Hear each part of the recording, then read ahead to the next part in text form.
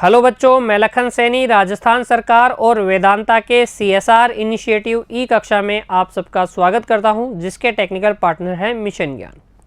बच्चों, हम पढ़ रहे हैं कक्षा 9 की गणित की पाठ्य पुस्तक का अध्याय 15 प्रायिकता भाग 3 में हम चर्चा करेंगे प्रश्नावली 15.1 की प्रश्न संख्या 1 से 13 तक की। देखिए बच्चों, प्रश्न संख्या 1, एक क्रिकेट मैच में एक महिला बल्लेबाज खेली गई 30 गेंदों में 6 बार चौका मारती है। चौका न मारे जाने की प्रायिकता ज्ञात कीजिए। तो हल में हम पहले लिखेंगे, कुल परिणाम कितनी गेंदों में से हमें देखना है, 30 में से।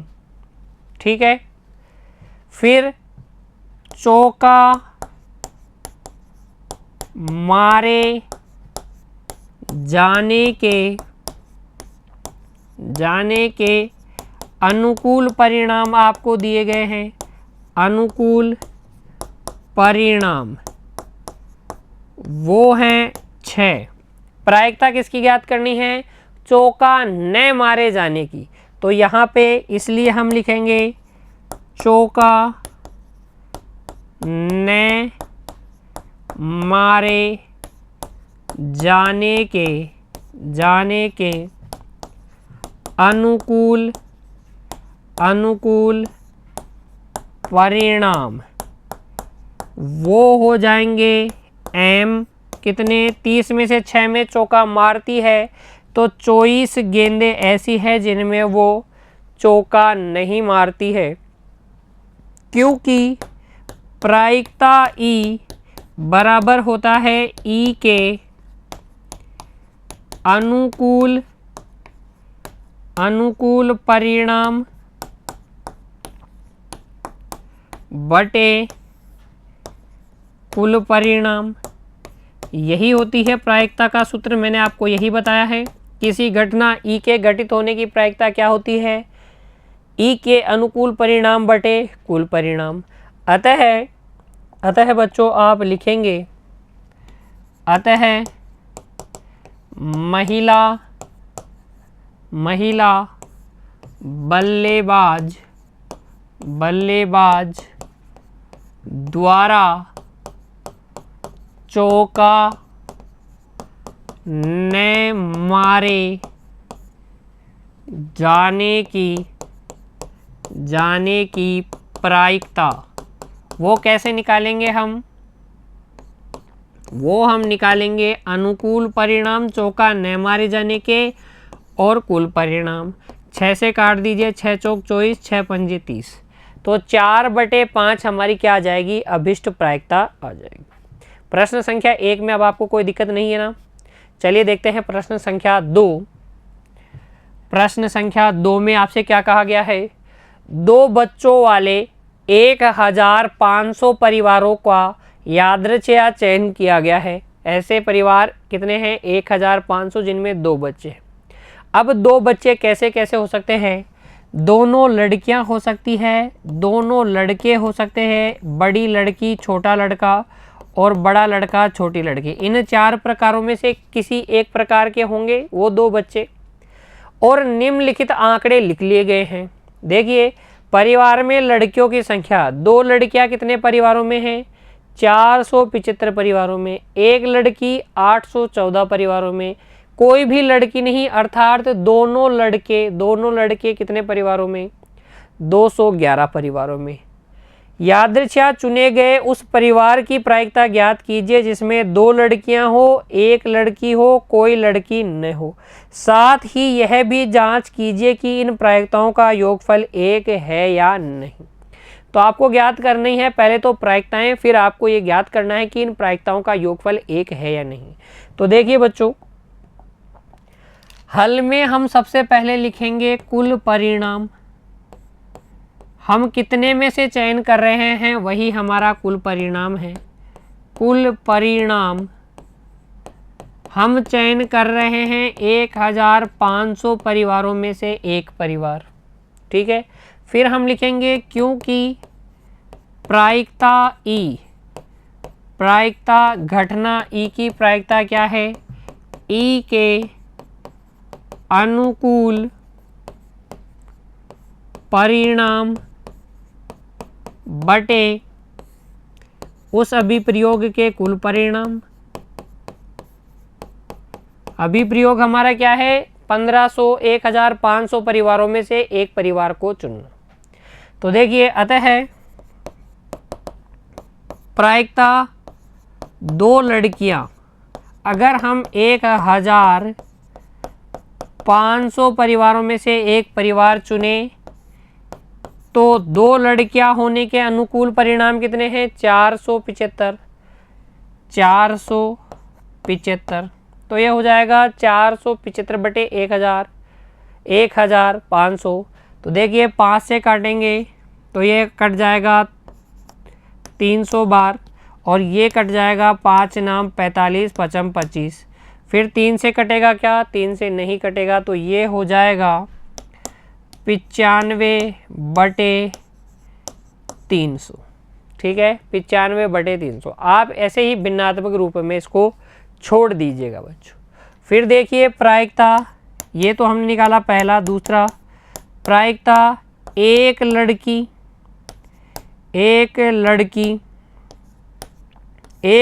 होने की प्रायिकता, एक लड़की होने के अनुकूल परिणाम है 814, कुल परिणाम है 1500। कटेगा क्या किसी से, कटता है तो काट दीजिएगा, वरना ऐसे ही रहने दीजिए। तीसरा देखिए प्रायिकता कोई लड़की नहीं, कितने परिवार हैं, 211 बटे 1500। सरल करके लिखना चाहे तो वैसे उस रूप में लिख दीजिएगा, वरना ऐसे ही रहने दीजिए। तीनों प्रायिकताएं ज्ञात कर ली। फिर हमें क्या ज्ञात करना था, यह भी जांच करनी थी कि इन प्रायिकताओं का योगफल एक है या नहीं। अब देखिए हम लिखेंगे, अब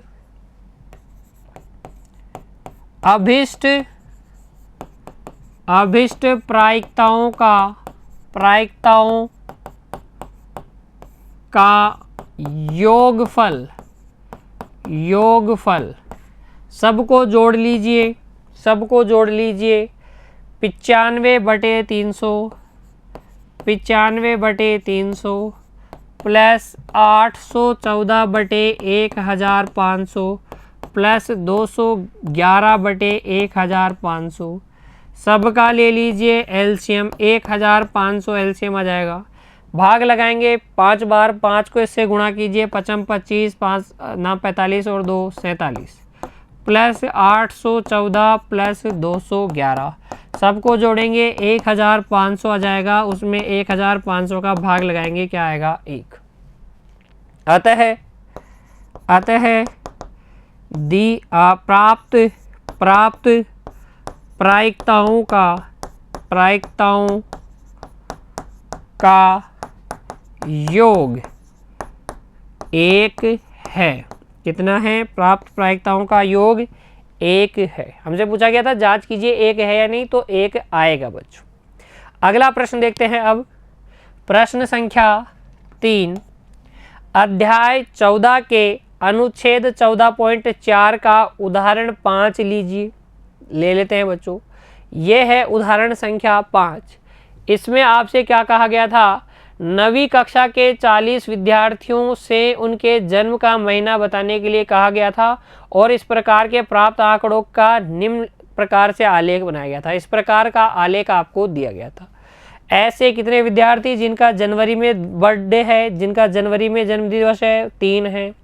फेब वाले 4 हैं, मार्च वाले 2 है, अप्रैल वाले भी 2, मई वाले 5 है, जून वाले 1 ही है, जून में जिसका बर्थडे है, जुलाई में 2 जनों का बर्थडे है, अगस्त में सर्वाधिक 6 जनों का बर्थडे है, और इस तरीके से। ठीक है, फिर देखिए प्रश्न संख्या 3 में आपसे क्या पूछा गया है, कक्षा के किसी एक विद्यार्थी का जन्म अगस्त में होने की प्रायिकता ज्ञात कीजिए। कितने विद्यार्थी थे बच्चों, कुल मिलाकर विद्यार्थी थे आपके पास 40। 40 में से 6 विद्यार्थी ऐसे हैं जिनका जन्म किस में है, अगस्त में है। तो प्रायिकता क्या हो जाएगी, प्रायिकता हो जाएगी 6/40। लेकिन कॉपी में कैसे लिखेंगे उसको समझिए। हल में हम लिखेंगे सबसे पहले कुल परिणाम। हमें 40 में से एक बच्चा चुनना है, इसलिए कुल परिणाम 40। ठीक है, फिर सूत्र लगाएंगे प्रायिकता का। प्रायिकता ई क्या होता है, ई के अनुकूल परिणाम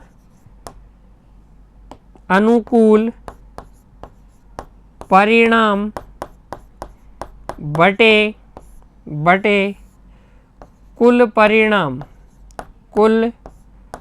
परिणाम, ये हो जाएगा प्रायिकता का सूत्र। इसलिए प्रायिकता चुने गए बच्चे का जन्म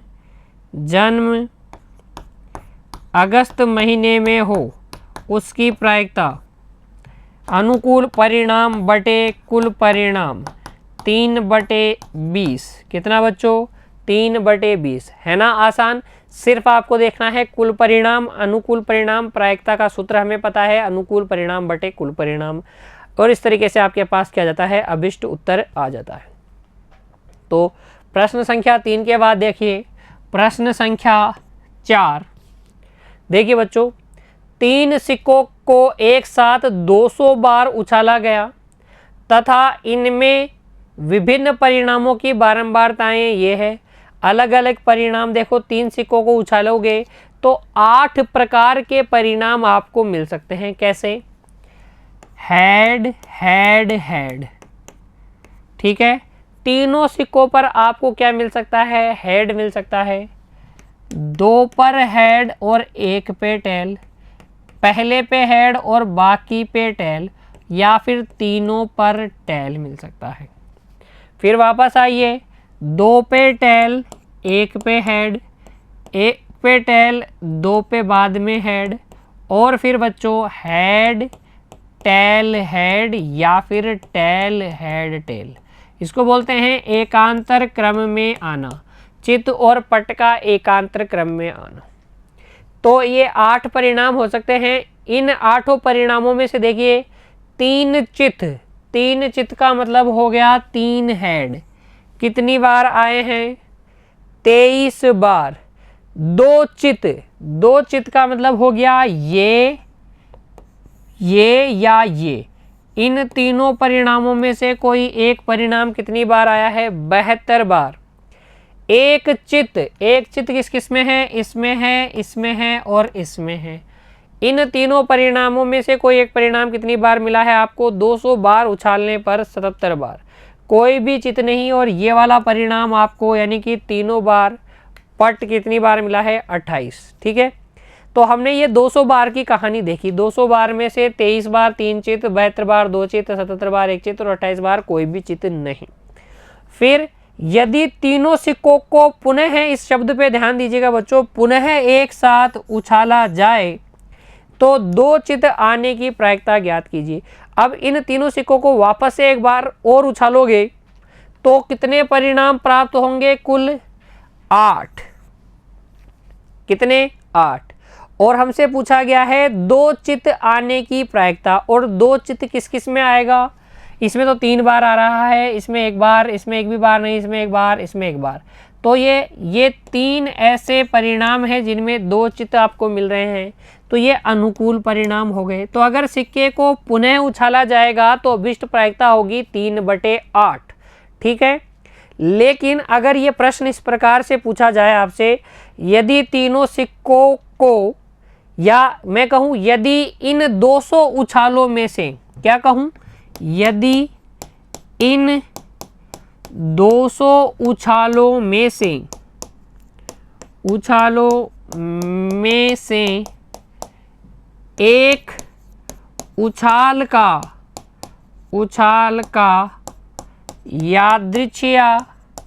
यादृच्छया चयन किया जाए तब 2 चित्त आने की प्रायिकता ज्ञात कीजिए। अगर इन 200 में से एक उछाल का चयन करना है तो कुल परिणाम कितने हो जाएंगे बच्चों? अब कुल परिणाम हो जाएंगे आपके पास 200, क्योंकि 200 में से एक चुनना है ना।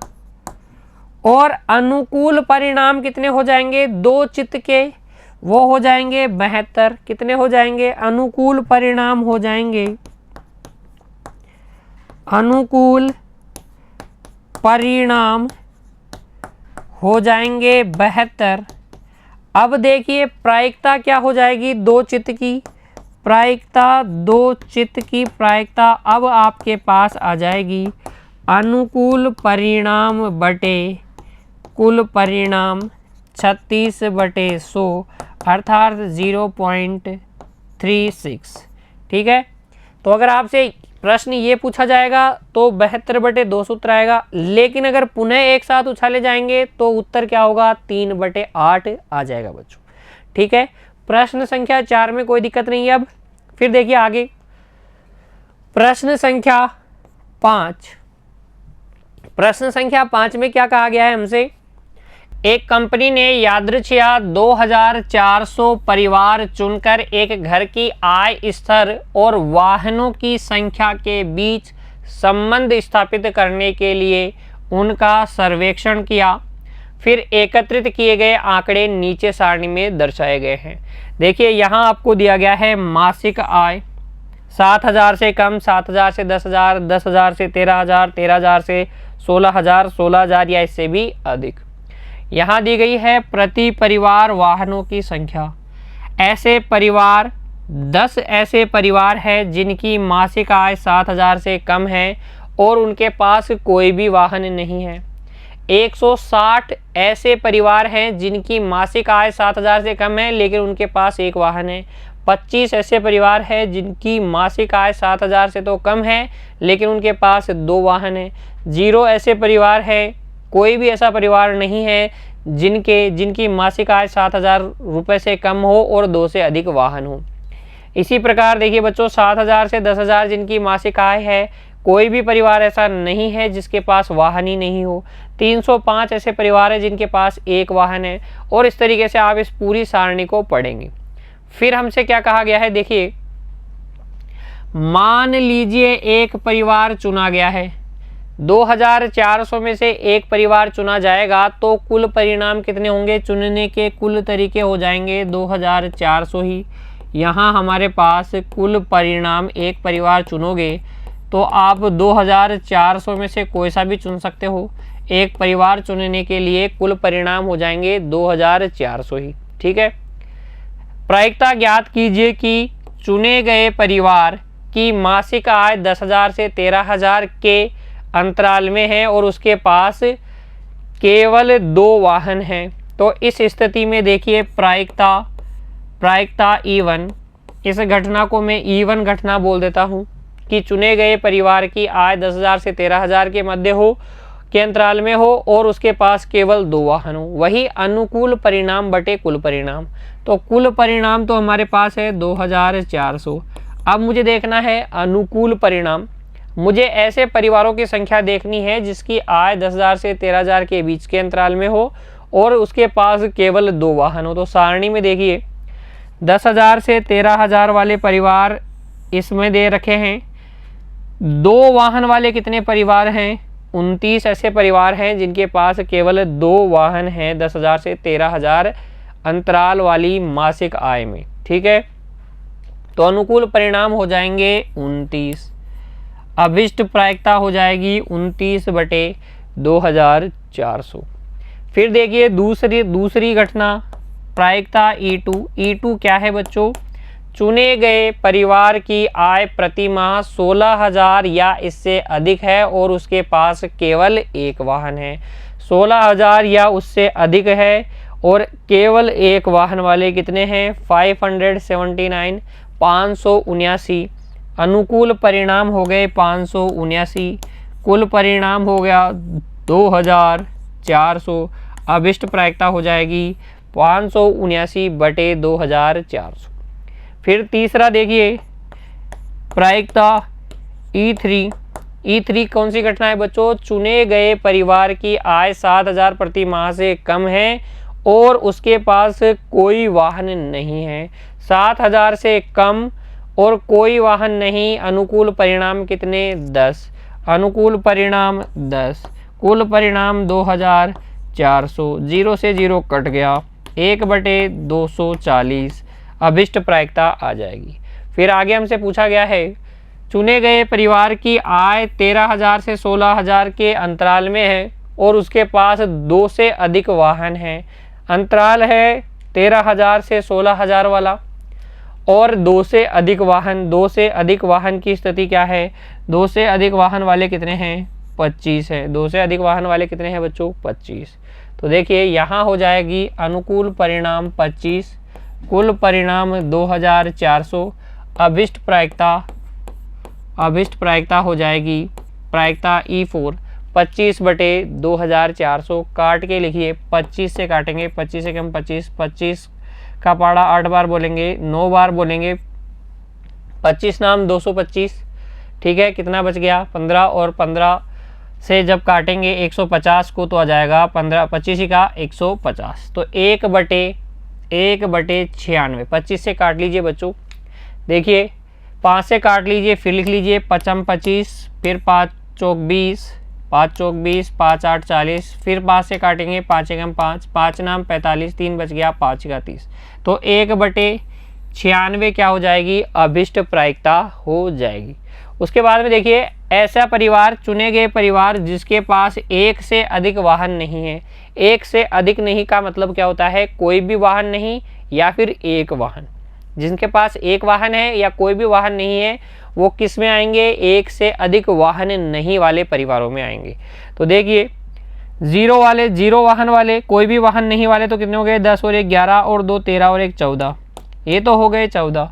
इनको भी जोड़ लीजिए, 0 5 और 5 10, 9 और 9 18 28, हासिल 2। देखिए 5 और 5 10 और 18 कितने हो गए? 28, हासिल 2, 6 और 2 8, 8 और 3 11, 11 और 6 17, 17 और 7 24, हासिल कितनी बच्चों? 2, 2 1 3, 3 और 3 6, 6 और 5 11, 11 और 4 15 और 5 20, 2,048 ये हो गए। दोनों को जोड़ लीजिए, 2,048 और 14 को जोड़ लीजिए, 8 और 4 12, हासिल 1, 2,062 हो जाएगा। कितना हो जाएगा? 2,062। 2,062 परिवार हमारे अनुकूल परिणाम में आ जाएंगे और कुल परिणाम में 2,400। 2 से जब आप काटेंगे, 2 एकम 2 0, 3 1/1200। अभिष्ट प्रायिकता क्या हो जाएगी? घटना E5। E5 क्या है? चुने गए परिवार के पास 1 से अधिक वाहन नहीं है। अभिष्ट प्रायिकता हो जाएगी 1031/1200। इस प्रकार से आप कर सकते हैं इस प्रश्न को हल। कोई भी दिक्कत नहीं होनी चाहिए बच्चों। ध्यान से पढ़ेंगे प्रश्न संख्या 5 को, सारणी को ध्यान से पढ़ेंगे। प्रत्येक स्थिति में अनुकूल परिणाम और कुल परिणाम का अनुपात लिख देंगे, अभिष्ट प्रायिकता हो जाएगी। ठीक है, बढ़ते हैं अगले प्रश्न की ओर। देखिए प्रश्न संख्या 6, अध्याय 14 की सारणी 14.7 लीजिए। सारणी 14.7 ये रही। इसमें हमें दे रखा है विद्यार्थी 90 और उसके अंक दे रखे हैं विद्यार्थियों के। फिर करना क्या है? गणित की परीक्षा में एक विद्यार्थी द्वारा 20% से कम अंक प्राप्त करने की प्रायिकता। अच्छा, 20 से कम अंक, 20% से कम अंक कितने विद्यार्थियों के आए हैं? इनके तो 20 से 30 आए हैं, तो 20 से कम वाले ये रहे।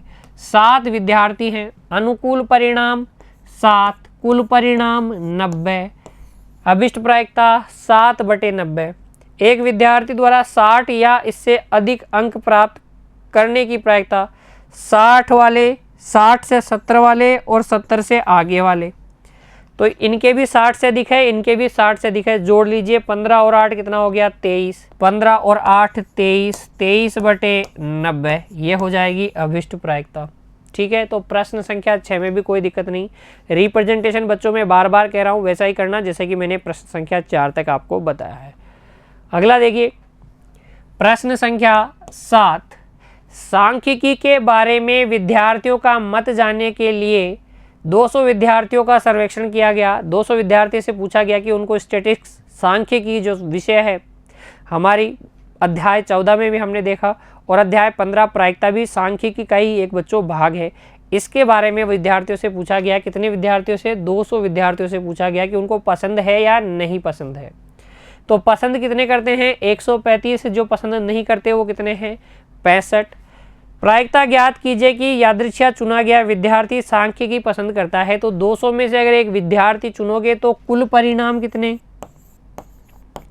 200 में से चुन रहे हैं इसलिए कुल परिणाम हो जाएंगे 200। चुना गया विद्यार्थी सांख्यिकी पसंद करता है, अनुकूल परिणाम 135। अभिष्ट प्रायिकता 135/200। अभिष्ट प्रायिकता 135/200। सरल करके लिखना चाहें लिख दीजिए, ऐसा छोड़ना चाहे ऐसा छोड़ दीजिए। सांख्यिकी को पसंद नहीं करते हैं तो 65/200, या फिर 1 - सांख्यिकी को पसंद करते हैं, वैसे भी आप निकाल सकते हो। तो ये हो जाएगी अभिष्ट प्रायिकताएं। फिर बढ़ते हैं आगे, प्रश्न संख्या 8। इसमें आपसे कहा गया है प्रश्नावली 14.2 के प्रश्न 2 देखिए। 14.2 का प्रश्न संख्या 2 देखिए बच्चों। ये 40 इंजीनियरों वाला, वो जो महिला इंजीनियर थी घर से दूर वाली, ठीक है, ये प्रश्न आपको देखना है। इसमें आपसे पूछा गया है इसकी आनुभाविक प्रायिकता क्या होगी कि इंजीनियर अपने कार्यस्थल से 7 किलोमीटर से कम दूरी पर रहती है। तो 40 में से चुनना है, इसलिए कुल परिणाम तो 40 लगा लीजिए सभी में, कोई दिक्कत नहीं है, ठीक है। अब आपको उन इंजीनियरों की संख्या निकालनी है जिनका घर 7 किलोमीटर से कम दूरी पर है। 7 किलोमीटर से कम दूरी पर 1, 2, ये तो 7 किलोमीटर वाली हो गई, 2, 3, 7, 4, 5, 6, 7, 8, 9। 9 ऐसी इंजीनियर है जिनका घर कार्यस्थल से 7 किलोमीटर से कम दूरी पर है। अभिष्ट प्रायिकता हो जाएगी 9/40। 7 किलोमीटर या इससे अधिक दूरी पर रहती है। तो देखिए 9 तो ऐसे हैं जो 7 किलोमीटर से कम दूरी पर रहती है। 7 या इससे अधिक दूरी पर कितने बच जाएंगे? 31। तो 31/40 अभिष्ट प्रायिकता। आधा किलोमीटर या इससे कम दूरी पर, तो इससे से कम दूरी तो 2 किलोमीटर तो है ही बच्चों। उससे कम दूरी पर तो कोई इंजीनियर अपने कार्यस्थल से नहीं रहती है। तो इसके अनुकूल परिणाम हो जाएंगे 0 और ये प्रायिकता भी हो जाएगी 0। तो ये एक असंभव घटना का उदाहरण हो गया, ठीक है। इस तरीके से आप प्रायिकता निकाल लेंगे। फिर देखिए अगला उदाहरण प्रश्न संख्या 9। अगला प्रश्न संख्या 9 क्या है बच्चों? एक क्रियाकलाप है। आपको ये क्या करना है? क्रियाकलाप करना है, स्वयं से करके देखना है। कैसे करेंगे मैं बताता हूँ। पहले इस क्रियाकलाप को समझते हैं, फिर बताता हूँ कैसे करना है। अपने विद्यालय के गेट के सामने एक समय अंतराल में गुजरने वाले 2 पहिया, 3 पहिया और 4 पहिया वाहनों की संख्या, वाहनों की बारंबारता लिख लीजिए। आप द्वारा देखे गए वाहनों में से किसी एक वाहन को 2 पहिया वाहन होने की प्रायिकता ज्ञात कीजिए। तो क्रियाकलाप करेंगे कैसे उसको समझिए। आप यहाँ लिखेंगे समय अंतराल, ठीक है। फिर यहाँ लगाएंगे 2 पहिया वाहन, इधर लिखेंगे 3 पहिया वाहन और इधर 4 पहिया वाहन। तो इस तरीके से आप एक सारणी बनाएंगे, ठीक है। समय अंतराल में आप सपोज जो भी जिस समय भी आप जाएं, जिस समय से भी आप स्टार्ट करना चाहें, तो अगर आप खेल घंटी के दौरान तो लगभग 11 बजे होते हैं ज़्यादातर, मान लीजिए 10:30 से 10:45, फिर 10:45 से 15-15 मिनट का ले लीजिए बच्चों, कितना हो जाएगा 11 बजे तक। फिर 11 बजे से 11:15 के बीच में देख लीजिएगा, 11:15 से 11:30 9:30 तक, ठीक है ना, AM में। सारा समय किस में है, AM में।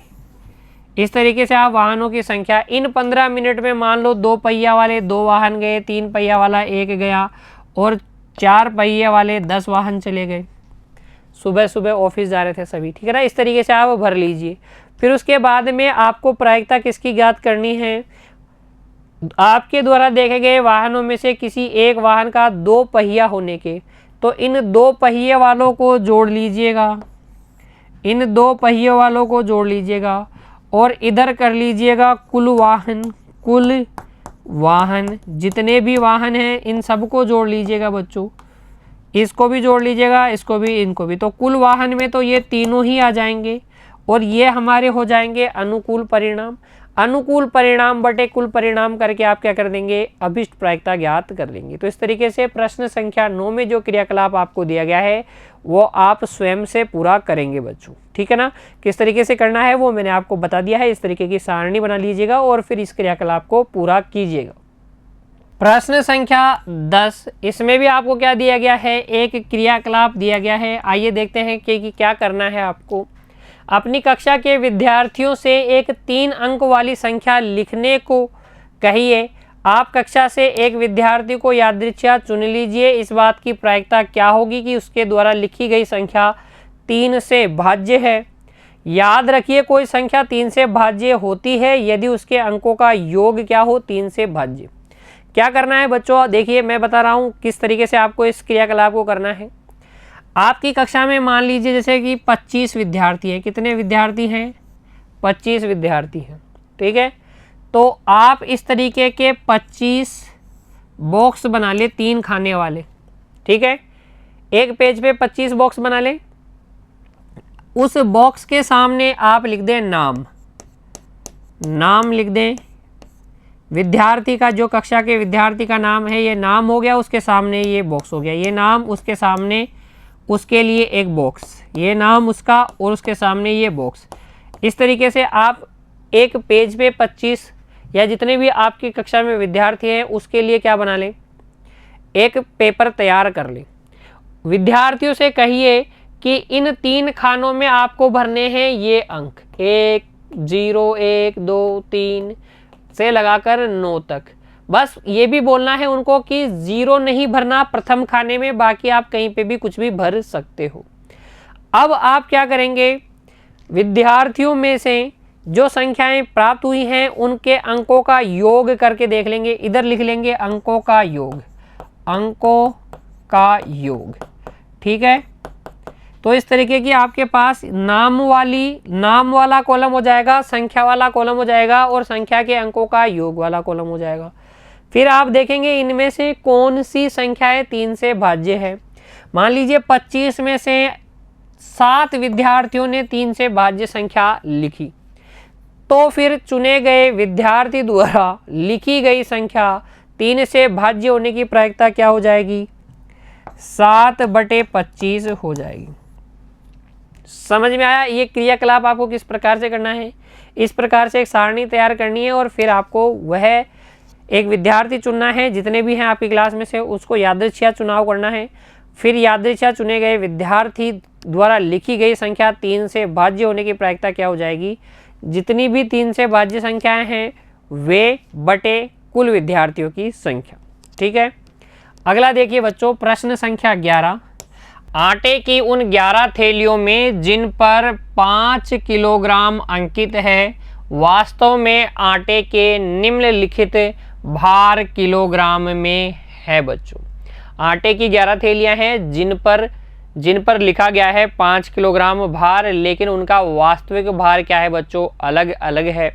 देखिए जो पहली थैली है उस पर जो भार है उसका जो वास्तविक भार है बच्चों कितना है, 4.97 किलोग्राम। ऐसे ही 5.05 किलोग्राम, 5.08 किलोग्राम, 5.03 किलोग्राम, 5 किलोग्राम, इसमें क्या है फिक्स 5 किलोग्राम भार है इसका। उसके बाद में 5.06 kilogram, 5.08 kilogram, 4.98 kilogram, 5.04 kilogram, 5.07 kilogram और जो 11वीं थैली है उसमें भी क्या है, एकदम एग्जैक्ट क्या है, 5.00 किलोग्राम। ठीक है, हमें क्या करना है, देखिए यादृच्छिया चुनी गई एक थैली में 5 किलोग्राम से अधिक, 5 किलोग्राम से अधिक में 5 किलोग्राम को इंक्लूड नहीं करेंगे, 5 से कम वालों को भी इंक्लूड नहीं करेंगे, 5 और 5 से कम वालों को शामिल नहीं करेंगे, 5 किलोग्राम से अधिक में। आटा होने की प्रायिकता ज्ञात कीजिए। तो हमें चुनना है एक थैली, कितने में से, 11 में से। तो देखिए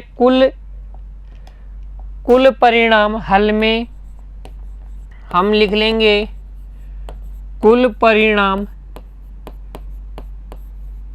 कितने हैं, 11।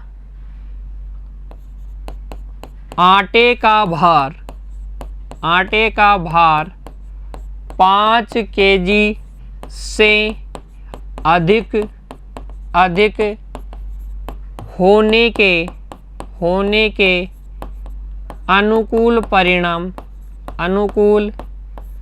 परिणाम इन 11 में से कितनी थैलियां हैं जिनमें आटे का वास्तविक भार 5 केजी से अधिक है। तो अगर हम देखें 1, 2, 3, 4, 5, 6 और 7 थैलियां 11 में से ऐसी हैं जिनका भार क्या है, 5 किलोग्राम से अधिक है। तो यहाँ चुनी गई थैली